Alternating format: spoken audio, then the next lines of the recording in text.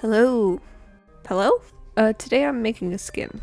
I previously had a skin downloaded. My friend helped me download it like forever ago, and today I'm actually going to make my own. This is the website I'm using, minecraftskins.com. I'll put a link in the description below. No, I won't. I've never made a skin before, so I don't really know what I'm doing or what I want, but I'm starting off with the face. Hope it's not too hard to see with the colors I'm using, but I'm going vampire-esque, undead, skeleton colored, so... Right now I'm just trying to block out where the eyes will go, and then I quickly realize when I start moving the camera around that I am definitely not centered, so then I start to try to block out the corners with a darker color so I'd know where I am. Before I started filming, I was moving the figure around and I couldn't really remember which way it was forward, so I'm hoping by the end of this, when I upload the skin, that it'll be the right way around.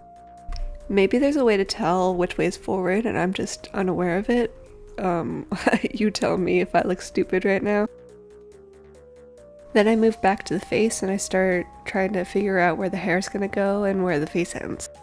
I use the fill bucket to completely fill the top of the head and the back of the hair that goes all the way down to her waist. And then I start doing the center part and I decide to carry it over behind her imaginary ears. Then I drag it down and bring a little bit in the front as well.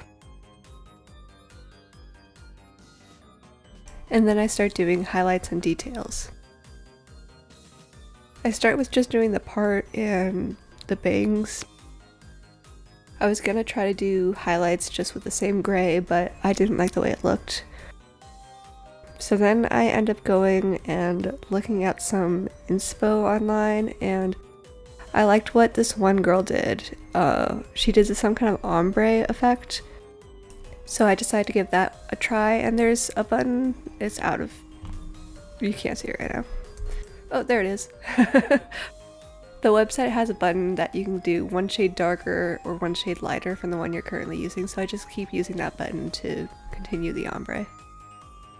It started to look a little flat and more like a cape, so I started staggering the ombre to make it look like individual strands.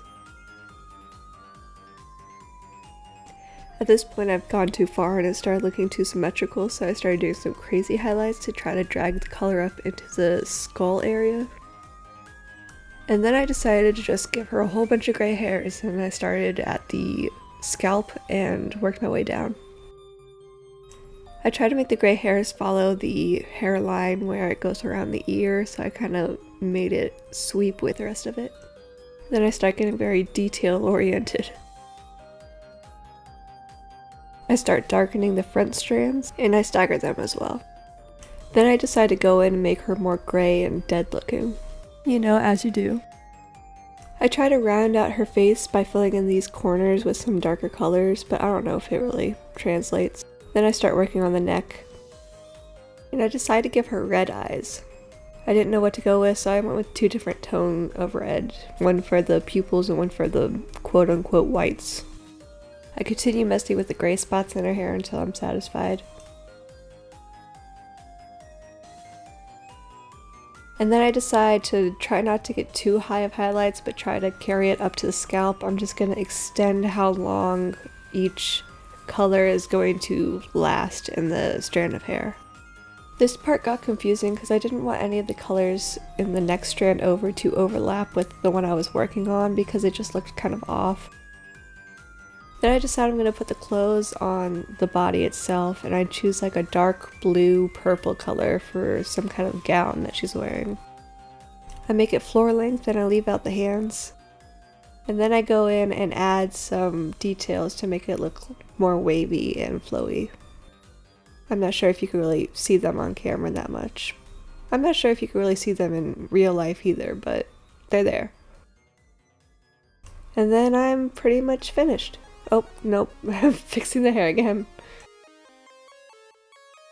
And then I'm ready to upload it. When making your design, make sure you choose either slim or classic. They have two different sizes. And then when you go to minecraft.net/profile, make sure that you go to change skin and select the correct model. Then select your file and then make sure you click upload afterwards. And then it should be good to go. You just open the game and look at your menu. Oh no. It was backwards. So, instead of redoing the whole thing, I'm just gonna click that little outer layer button. And this time I'm gonna mark which side is the front. On the outer layer, I'm just gonna make a simple hood.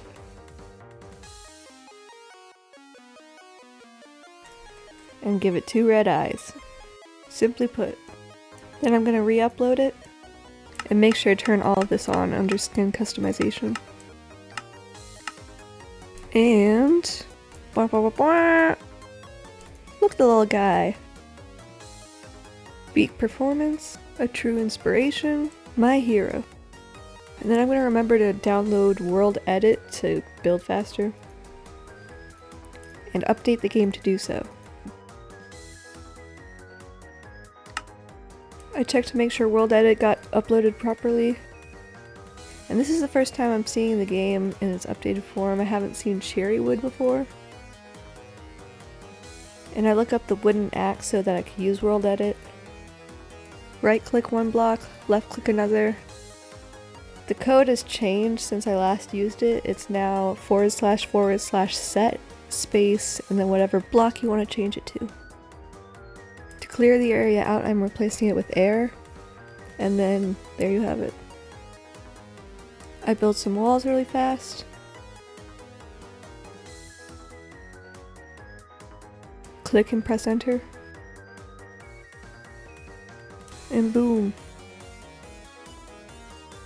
And that's how fast it is, so I will definitely be using World Edit from now on. I also fixed the sound effects, so it should be good now. And there you have it, custom skins and World Edit. Bye!